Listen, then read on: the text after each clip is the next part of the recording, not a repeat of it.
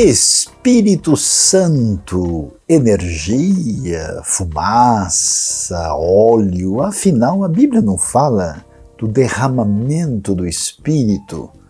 O Espírito vai encher a nossa vida? Como é que a gente entende essas coisas?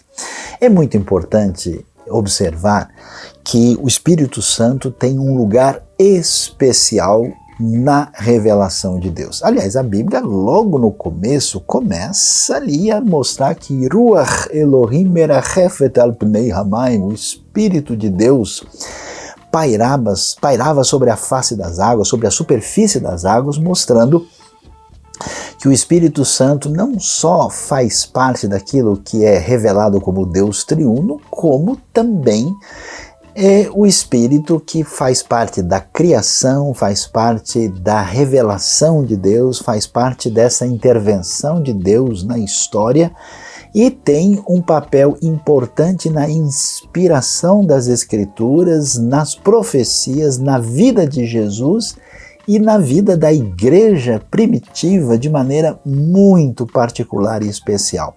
Portanto, a gente precisa entender bem, não é porque na linguagem metafórica, a Bíblia fala de derramamento do Espírito, fala de ser cheio, do poder da presença, da ação do Espírito, que a gente pode imaginar que o Espírito é uma energia, que o Espírito é alguma espécie de eletromagnetismo celestial que vai nos levar do começo ao final. Não, a ideia não é essa. Fica claro que a Bíblia diz para nós que a gente, por exemplo, não deve mentir ao Espírito Santo, como aconteceu com Ananias e Safira. Você vê isso lá em Atos capítulo 5. A Bíblia diz em Efésios 4 que a gente não deve deixar o Espírito Santo triste. Você já viu o magnetismo chateado por aí, ou a eletricidade meio triste? Não é o caso. Por isso é muito importante destacar que o Espírito Santo é uma pessoa. Ele é o Consolador, ele é o Conselheiro. Então a relação com Deus é uma relação que se dá nessa dimensão pessoal, relacional, de intimidade, e é tão importante entender isso porque a ação do Espírito na nossa vida é fundamental. Quando cremos em Cristo, somos selados com o Espírito Santo da promessa. Quando caminhamos na fé, devemos buscar esse enchimento do Espírito e somos chamados a manifestar o fruto do Espírito, e a garantia da nossa redenção está exatamente nisso que é chamado às vezes de penhor, de sinal de que o Espírito Santo garante a nossa redenção futura. E tem mais. A obra de Deus através da história não é pela nossa força, inteligência ou poder, acontece pelo poder do Espírito Santo de Deus. Sejam cheios do Espírito.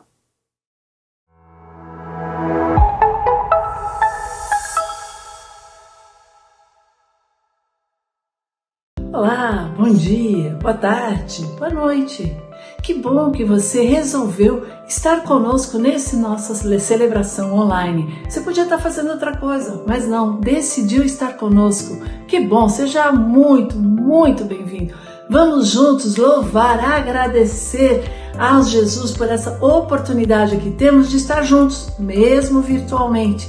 E vamos estar com nossa mente e nosso coração preparados para ouvir o que Deus tem para nós. Seja muito bem-vindo.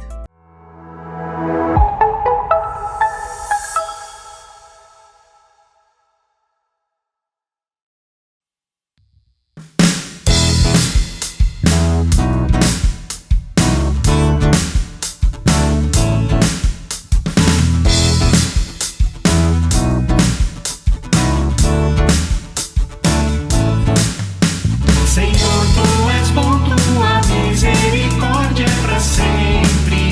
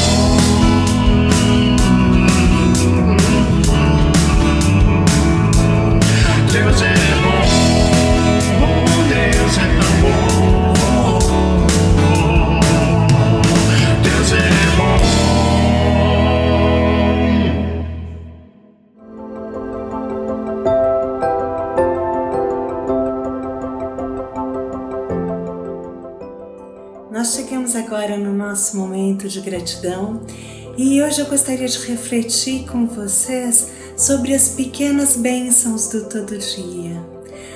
Nós geralmente, quando pensamos em gratidão, vamos buscar grandes coisas ou fatos maravilhosos para agradecer, e eles acontecem nas nossas vidas. Mas quantas pequenas bênçãos nós temos todos os dias que nós nem reconhecemos? O nosso planeta continua no lugar, a gravidade continua funcionando, o ar que nós respiramos, o nosso corpo, para o nosso corpo funcionar perfeitamente, são tantos detalhes que têm que estar sincronizados. Então, a cada dia de vida, a cada respiração, são tantas bênçãos que nós recebemos do Senhor no nosso dia a dia e outras que nós nem percebemos. E eu quero reconhecer também a presença do Senhor e agradecer por essas pequenas bênçãos que nós não nos lembramos. Obrigada, Pai amado, Senhor, por todo o cuidado que o Senhor tem com cada um de nós, Senhor. Obrigada porque nós estamos aqui, obrigado porque nós podemos estar reunidos aqui, Senhor, ainda que virtualmente, para te honrar e glorificar o Teu nome. Nós te agradecemos por todas as bênçãos em nossas vidas, Senhor, as grandes, as pequenas e aquelas que nós nem percebemos. Em nome de Jesus. Amém.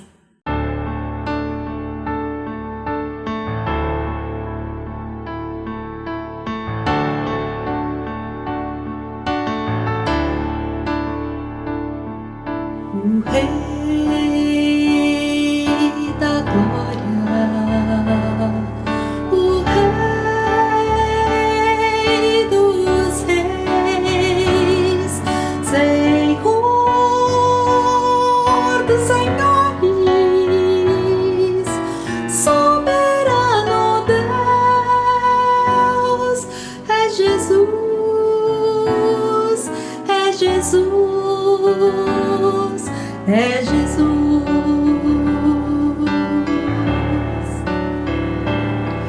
Desceu da glória e homem se fez varão de dores, servo sofredor, padeceu, sim, Jesus padeceu, sim, Cristo entregou sua vida de forma espontânea, Ele a deu, ninguém poderia obrigá-lo, foi seu próprio amor que o moveu, por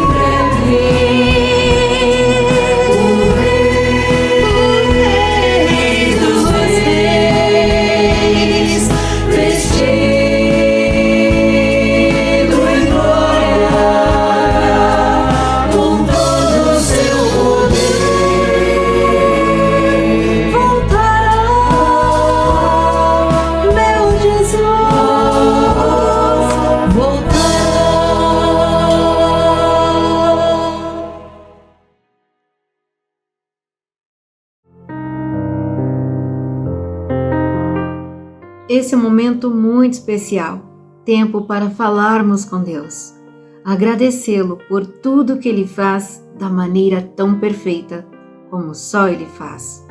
Vamos orar? Deus Pai Todo-Poderoso, nós queremos Te agradecer, Senhor, por Tua bondade, fidelidade, por Tua graça. Senhor, queremos agradecer por Tua palavra que cura, liberta e nos salva. Pedimos, Senhor, para que nos ajude nesta semana com os desafios que hão de vir. Ajuda-nos, Senhor, a sermos passivos, pacientes e prudentes. Que saibamos esperar o tempo diante daquilo que não podemos mudar e que sejamos corajosos, Senhor, para mudar o que já pode ser mudado. No nome de Jesus, nós reconhecemos a Tua grandeza, Tua fidelidade para cada um de nós. Que a Tua paz, que excede todo entendimento, esteja conosco onde formos. No nome de Jesus é que oramos e Te agradecemos. Amém.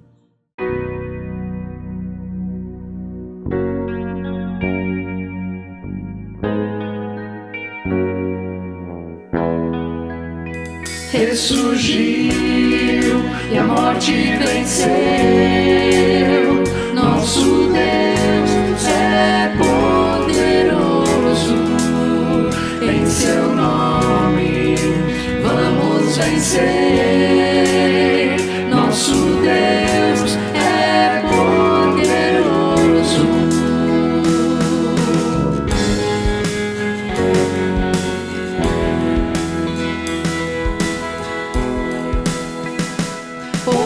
Poderoso, nunca falhará. Maravilhoso Deus, mais que buscamos, mais que pedimos, grandes coisas faz. Ressurgiu e a morte venceu. Nosso Deus é poderoso. Em Seu nome vamos vencer. Nosso Deus é poderoso.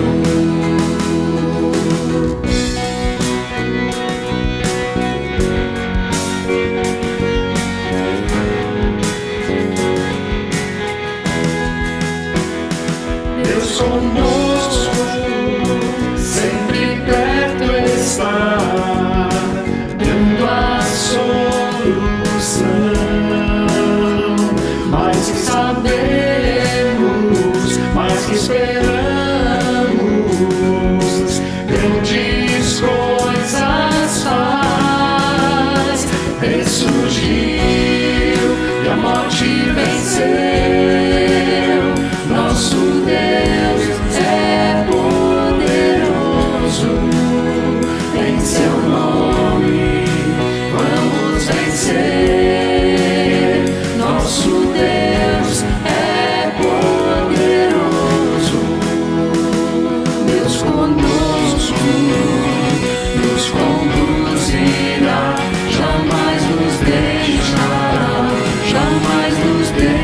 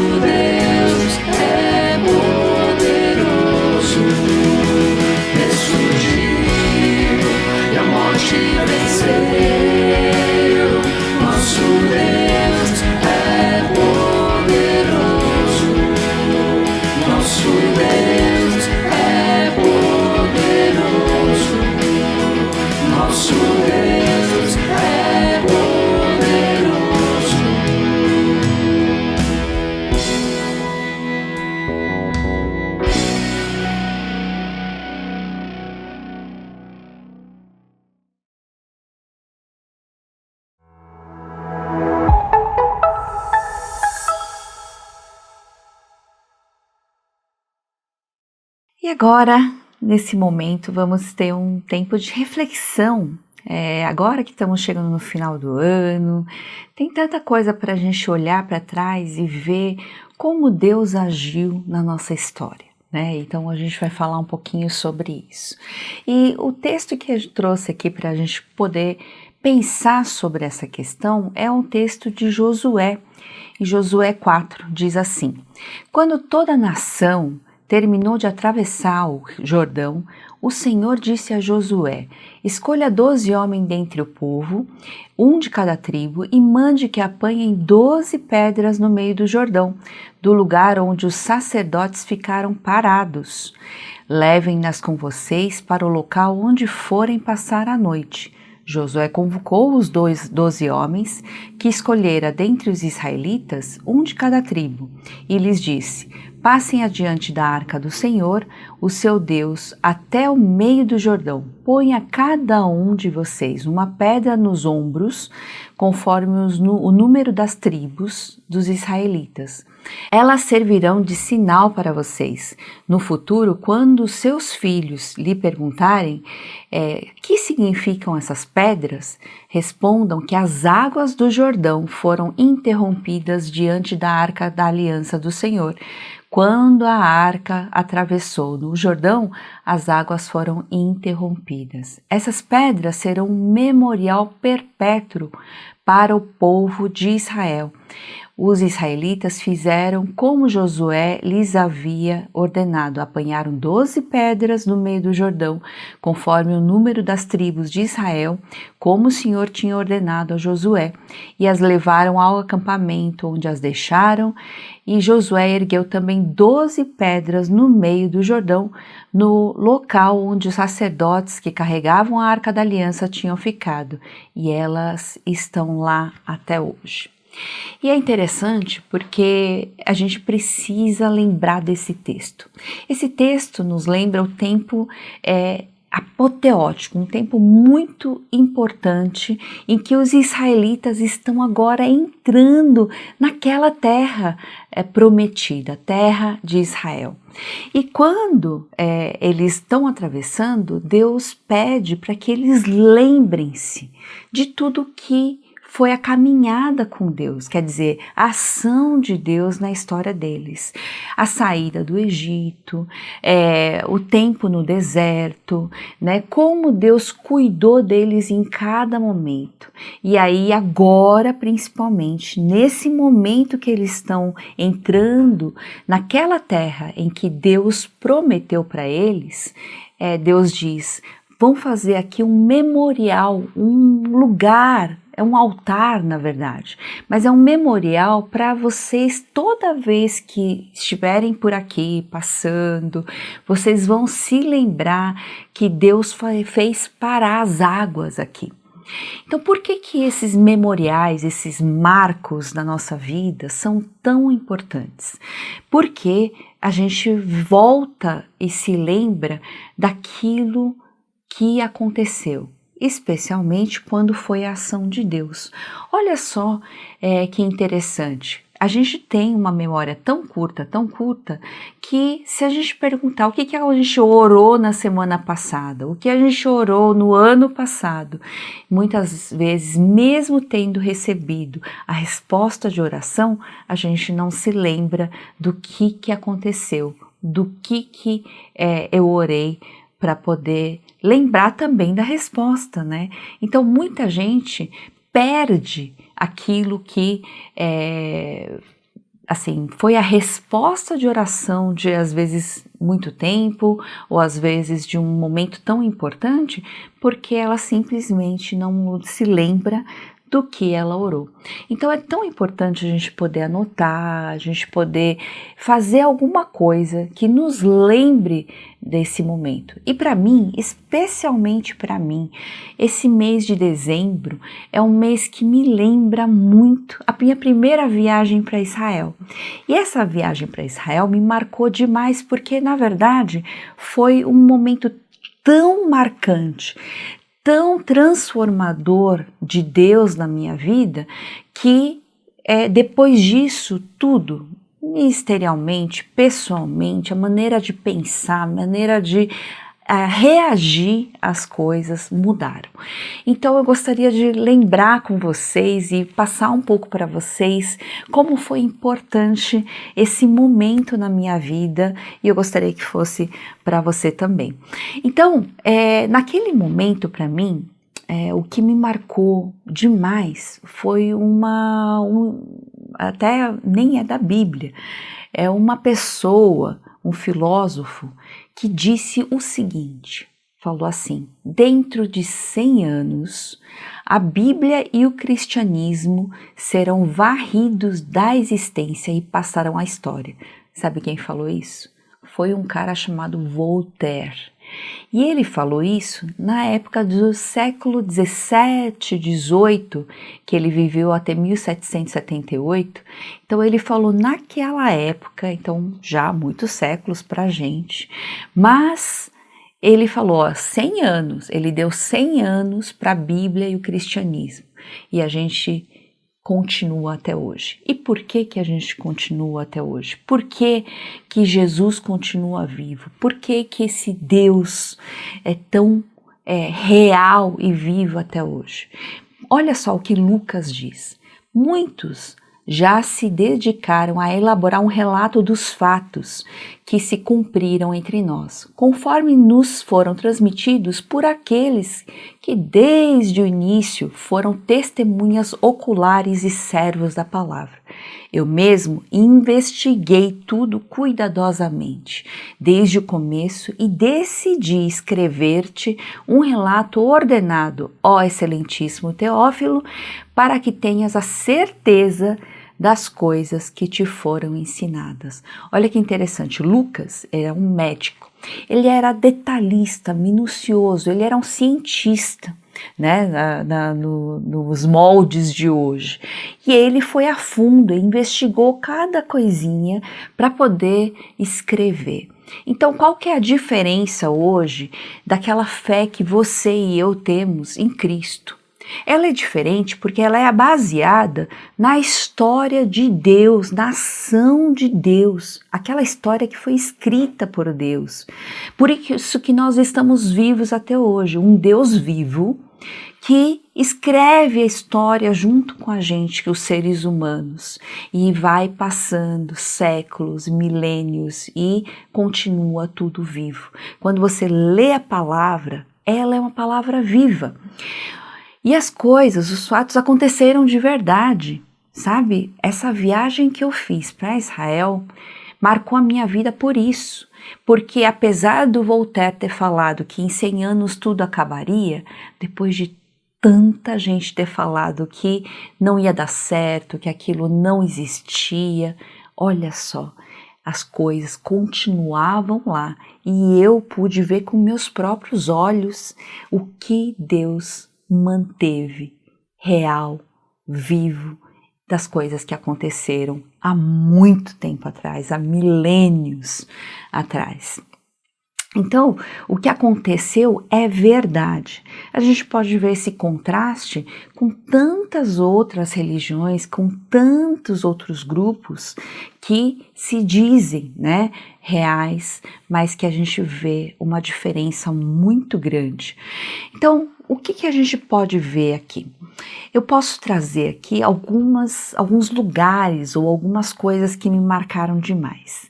Naquela época eu não entendia nada, mas assim, quando a gente chegou num lugar bonito lá na Galileia, chamada Tel Dan, né? Dan, uma das tribos de Dan. E Tel é uma cidade construída, né? Uma em cima da outra. E a gente pode ver lá uma coisa impressionante. Além do lugar muito bonito, que é assim uma das nascentes do Rio Jordão, ali tem muita água, muito verde, né? A gente viu uma cidade linda, que é a cidade de Tel Dan mesmo, muito antiga. A gente viu ali o que era, né? O altar de Jeroboão, né? Que ele foi para o norte e praticamente ele fez criou uma nova religião, e aí a gente pode ver uma coisa impressionante. Era uma porta, um portão antigo, olha só, do século XVIII antes de Cristo. Vocês acreditam? Século XVIII antes de Cristo. É na época de quem? Dos patriarcas. Né? Lá em Gênesis 14, a gente vê a Bíblia falando de Abraão em Dan, né? E é uma época que aconteceu o quê? A imigração desses semitas ocidentais, né, para a região de Canaã, que é a terra de Canaã. Eles vinham da onde? Principalmente da Mesopotâmia. Então, olha que interessante. Por que ela é chamada de Porta de Abraão? Por exemplo, porque provavelmente Abraão pode ter passado por essa porta justamente porque é da época dele, né?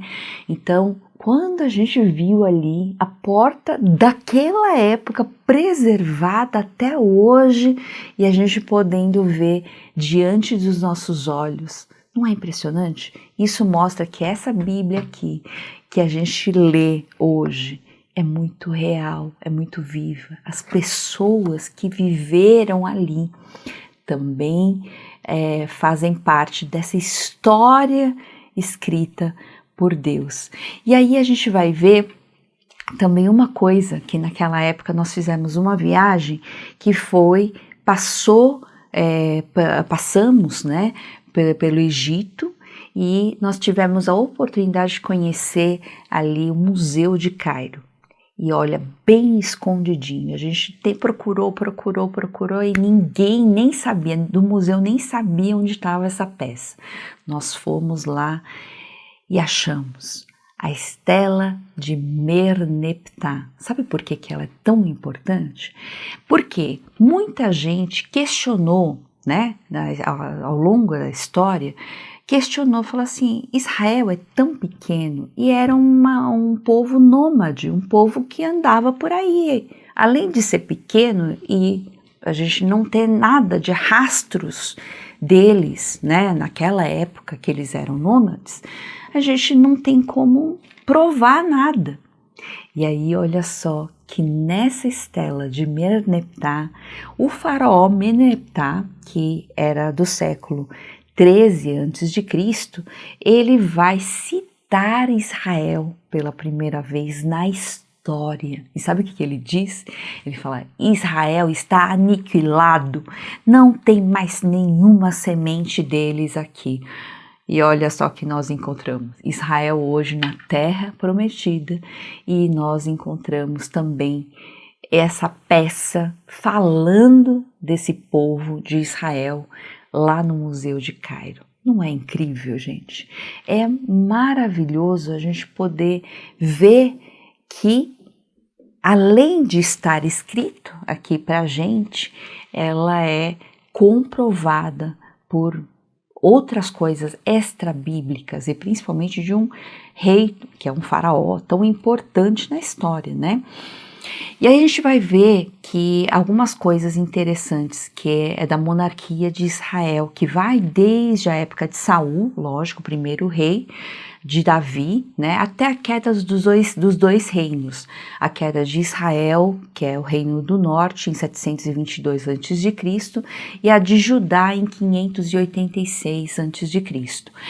E olha que interessante, pessoal, que legal a gente perceber que a escrita mais antiga, uma das inscrições mais antigas, porque foi descoberta recentemente uma mais antiga ainda, que é do século X a.C., que é um calendáriozinho de como as plantações, né, aquele ciclo agrícola da época era feito. Era uma anotação, uma pedra, chama Calendário de Gezer. E nessa viagem foi uma alegria a gente achar isso. Sabe aonde?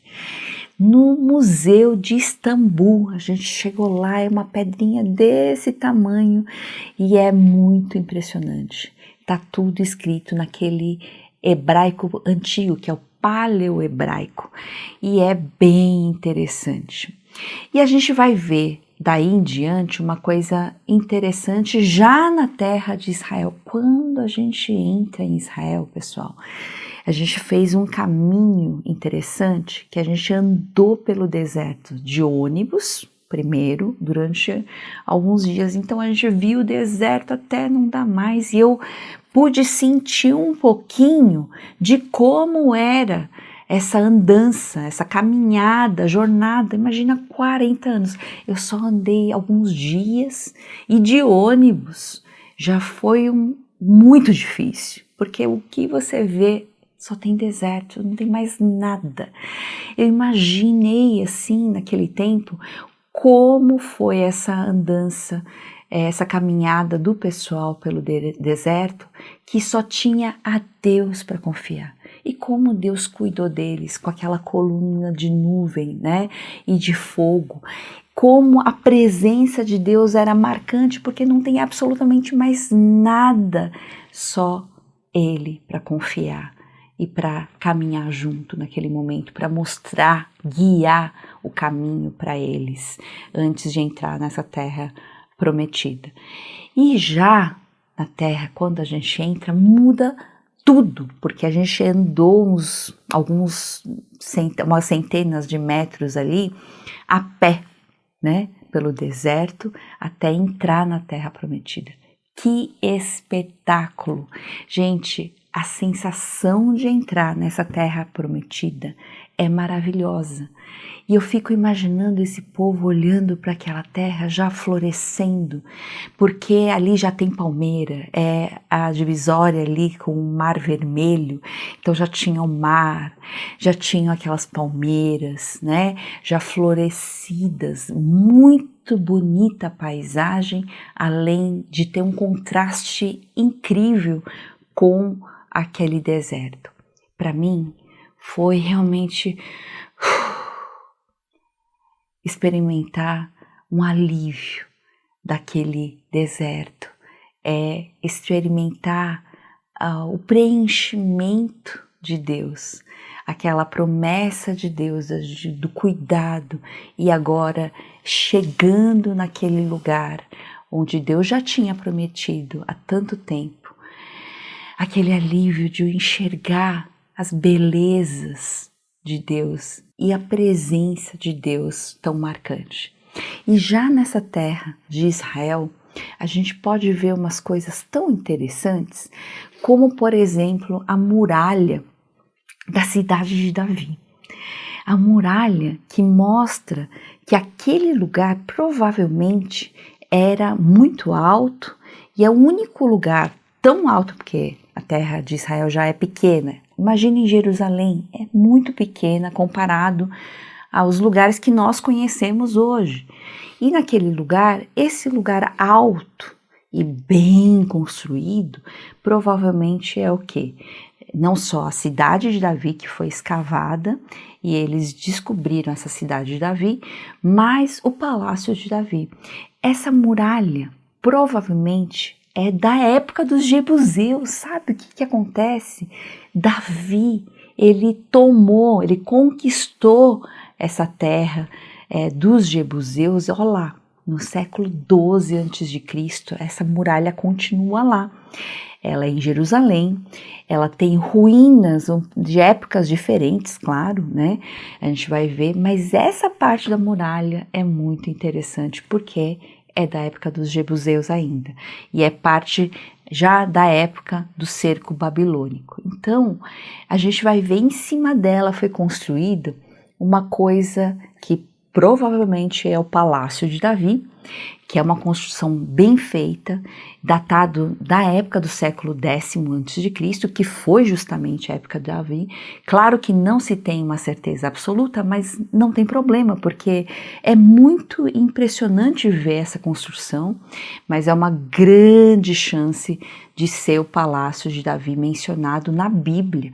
Olha só, e a gente poder estar lá, vendo tudo isso diante de nós, é assim, sem preço, não há preço. E Suzy, por que você está falando de tantas descobertas bíblicas? Por que você está falando dessas coisas? Porque além de isso provar, Deus não precisa de prova nenhuma da existência dele, mas ele deixou esses rastros para que o ser humano pudesse entrar e descobrir isso muito tempo depois. Mas eu quero voltar nesse assunto daqui a pouco. Vejam como é importante a gente ter não só os marcos na nossa história, a gente entender que aquilo que nós cremos não é uma mentira, mas é porque Deus não é homem para mentir. É uma realidade verdadeira que existe até hoje, provas de que tudo que a Bíblia diz aqui é real, é verdadeira. E aí a gente vai ver, por exemplo, olha que interessante, outra coisa que o pessoal duvidou muito na história é esse Davi. Como assim? Essa existência desse rei chamado Davi, né? A casa de Davi, quer dizer, a descendência dele no trono. Então, tudo isso foi questionado. Sabe quando foi descoberta uma peça que falava claramente ali sobre a casa de Davi? Em 93. Só em 93, há pouquíssimo tempo, foi descoberto aí uma peça chamada Inscrição de Tel-Dan, né? E aí está escrito por Hazael, né? Ou seu filho, rei da Síria, e mencionando aí a casa de Davi.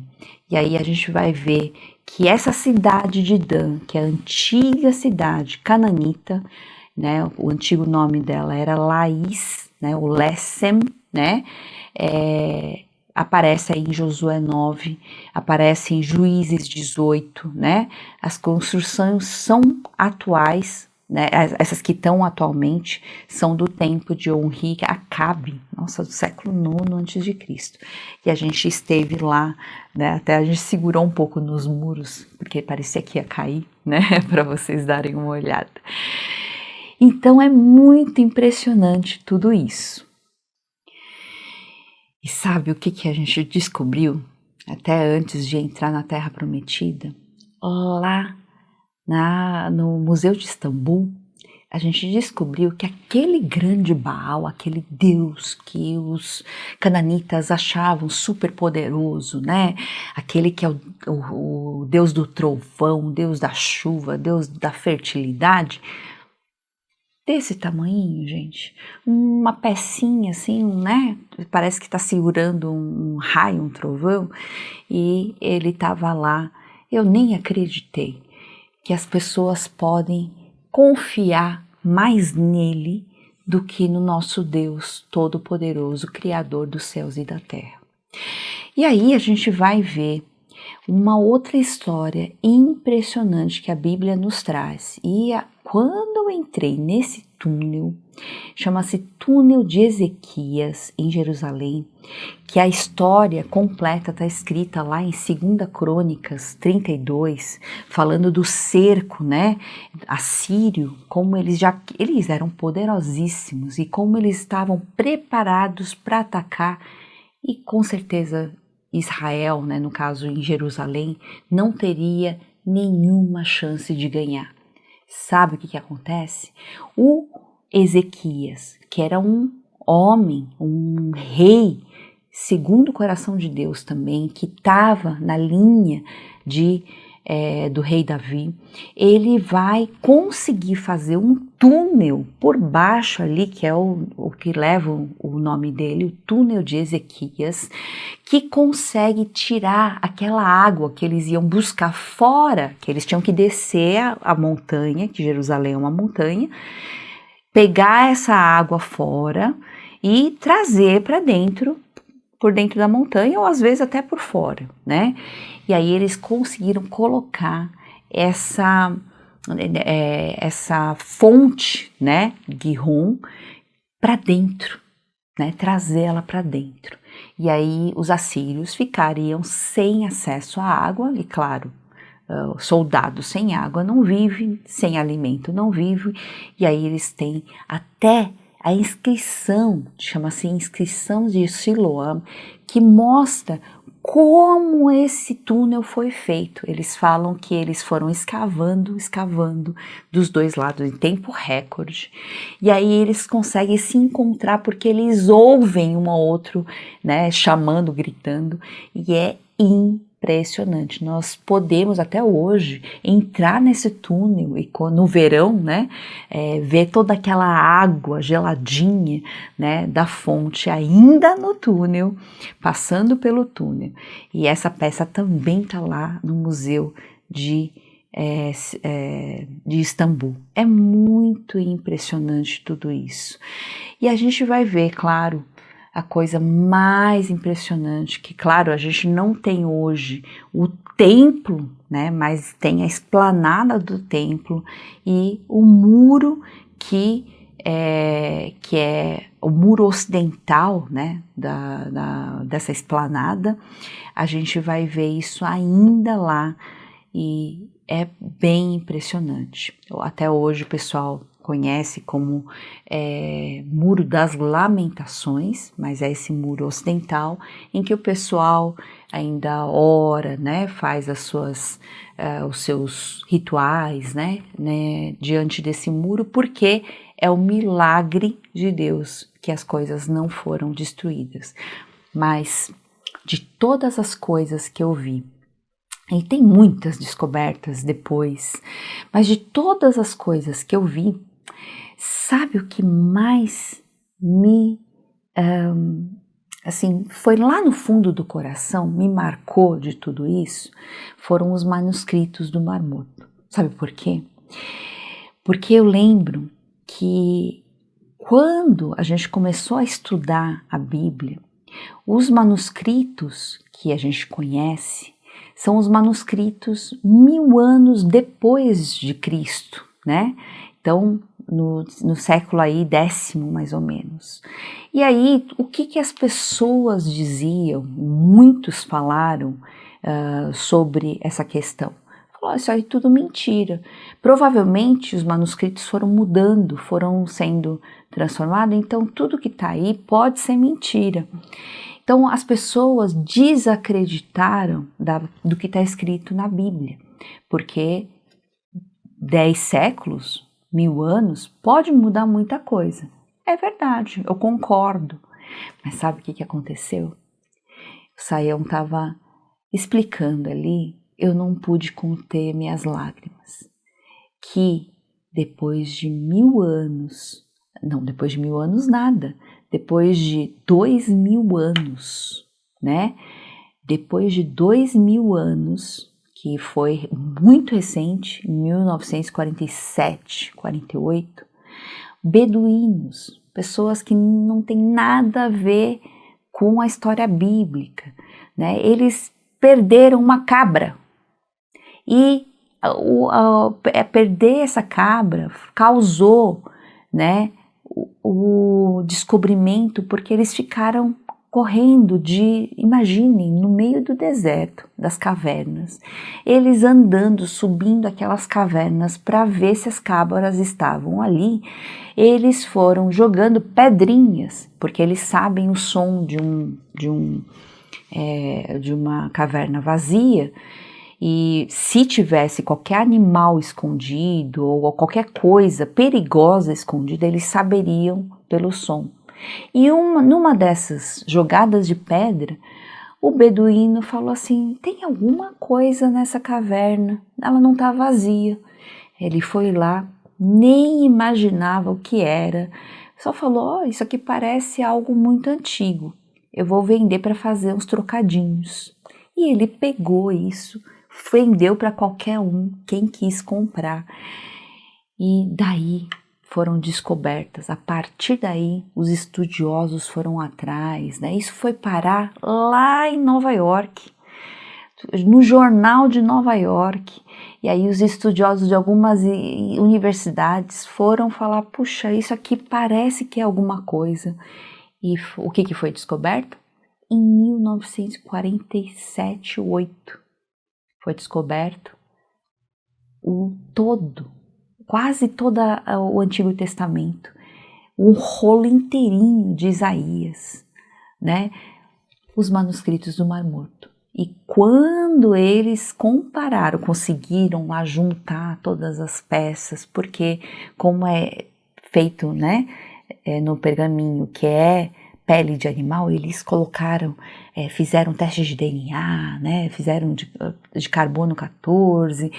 Depois de ter feito tudo, eles descobriram, comparando os manuscritos mais recentes, que é do 1000 anos depois, que quase não há mudança daquela época, do primeiro século, ainda da época, sim, do primeiro século até o século X e até hoje. Quer dizer, Deus preservou a sua palavra.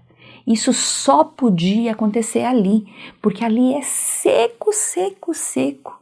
E não tem como a umidade penetrar nesses negócios. E ainda eram colocados, eles tinham tanto cuidado com a palavra de Deus, né, com os escritos, que eles tomavam banho no meio do deserto, que é a purificação, para poder escrever. Eles tinham todo um ritual, um cuidado para fazer, e depois também tomaram cuidado até antes de morrer, guardando isso em vasos, de uma maneira que preservou até os dias de hoje. Pessoal, o que é isso que quer dizer?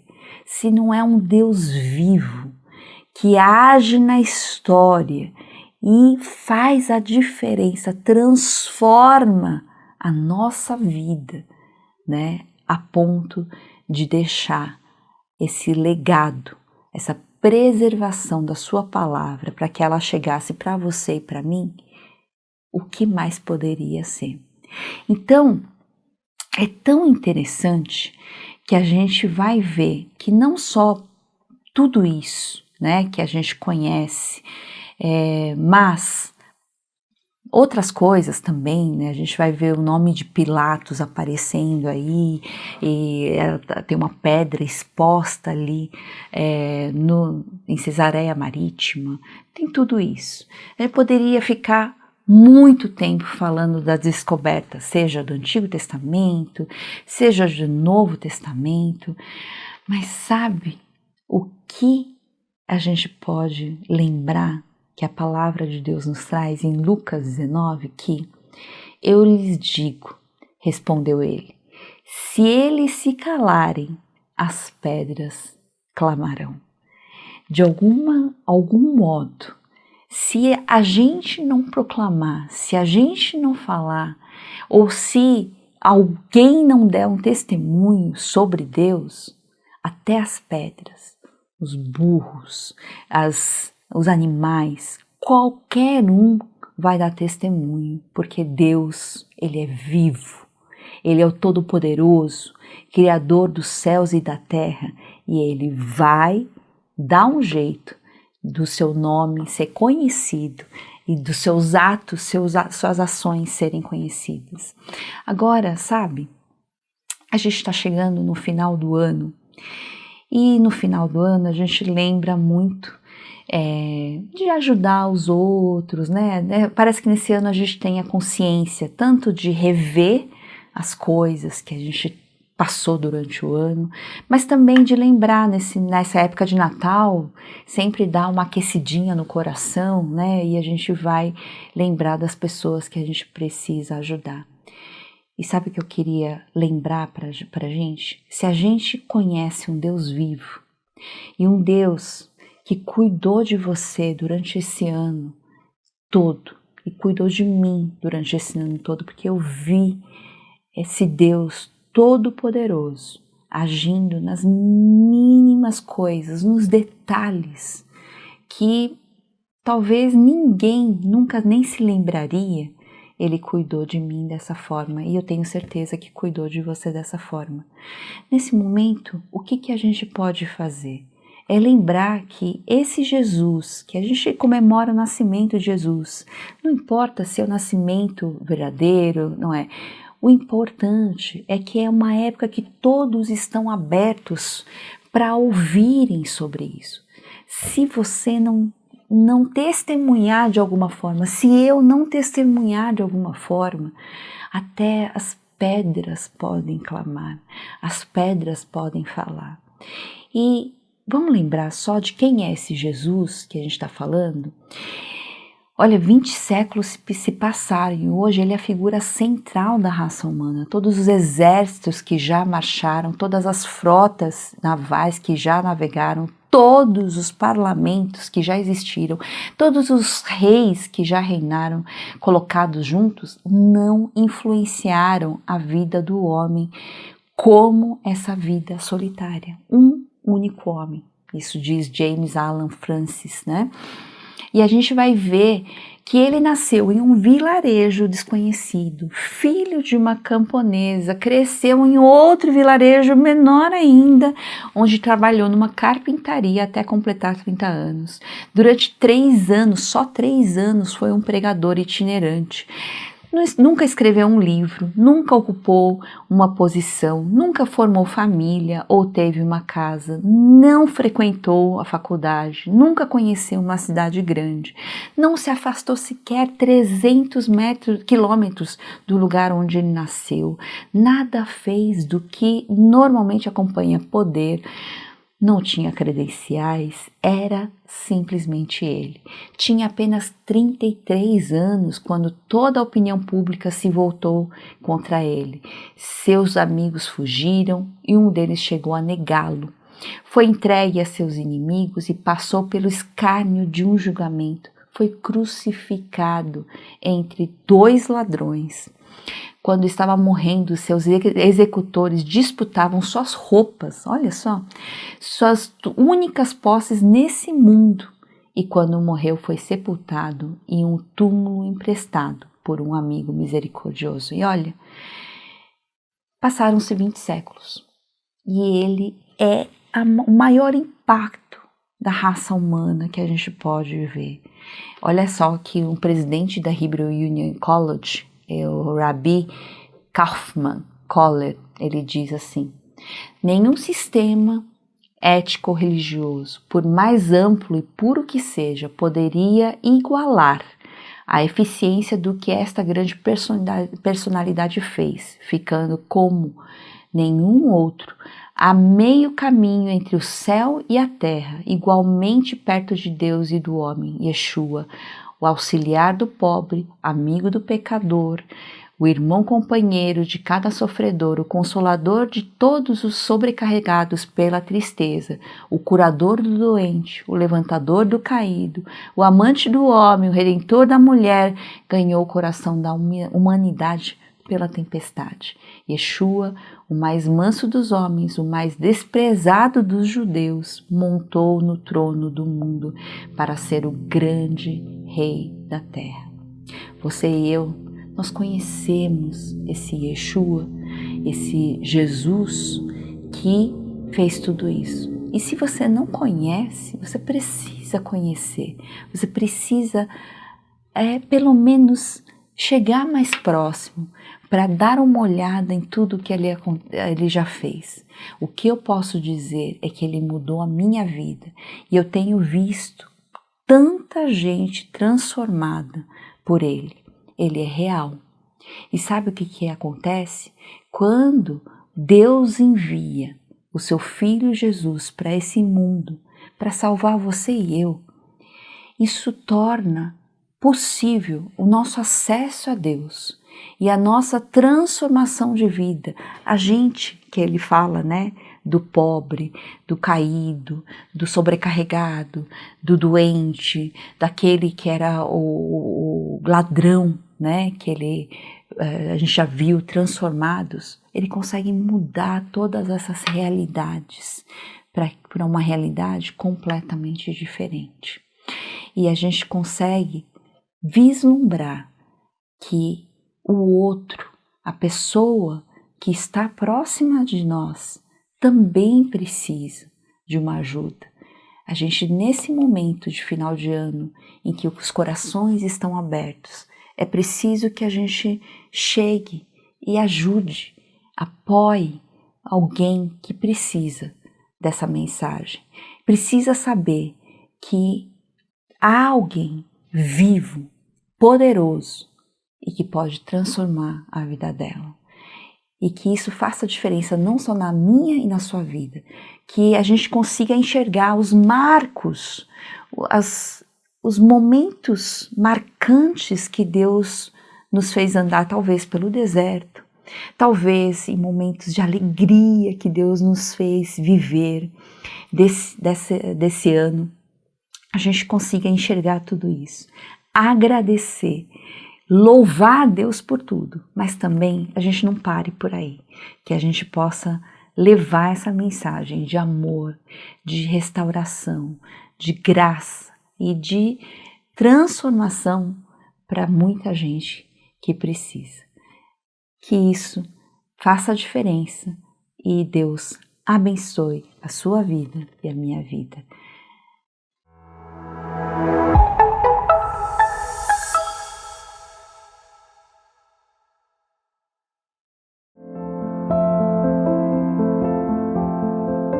Muitos são os projetos da IBNU ligados ao reino de Deus. Nós abençoamos crianças, adolescentes, adultos, ensino bíblico, ajudando comunidades de muita limitação social e financeira, projetos como UNA, como Dignitate, como Tesouro Azul e Missão em São Paulo, no Brasil e no mundo. Nós temos quase 50 projetos com envolvimento direto ou indireto. Você é nosso convidado a investir no reino de Deus por meio do seu dízimo, oferta, contribuição, conforme desejar o seu coração. A IBNU é uma comunidade séria nesse sentido, que de fato usa os recursos com a finalidade de abençoar o reino de Deus. Nossa gratidão a todos aqueles que têm nos ajudado e queremos entregar esse momento a Deus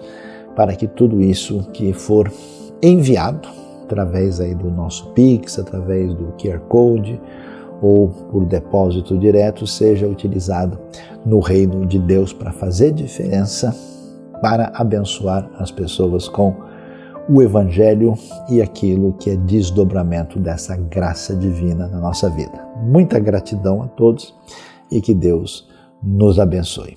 Amém.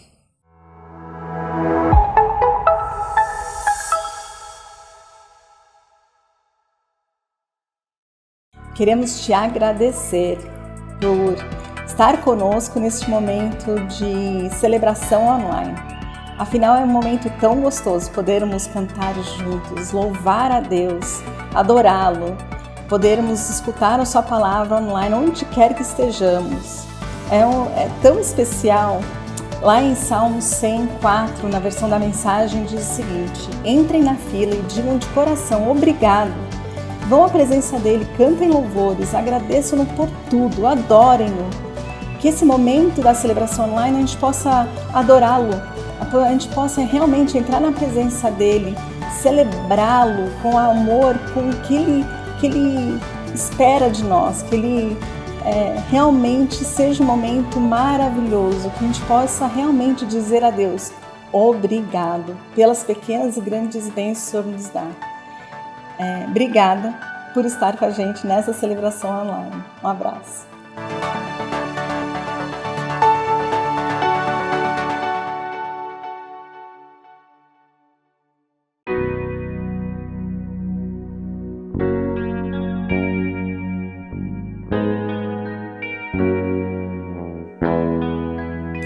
Ressurgiu e a morte venceu. Nosso Deus é poderoso. Em seu nome vamos vencer. Nosso Deus é poderoso.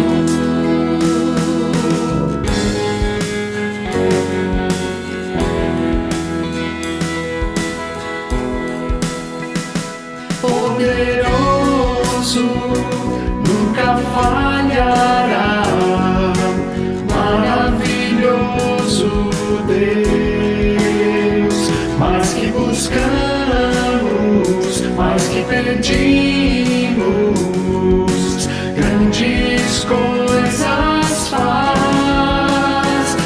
ressurgiu e a morte venceu. Nosso Deus é poderoso, em seu nome vamos vencer. Nosso Deus é poderoso.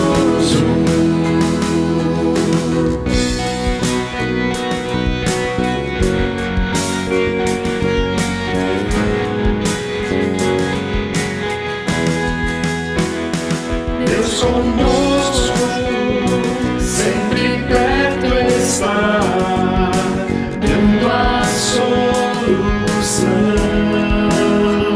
Mais que sabemos, mais que esperamos,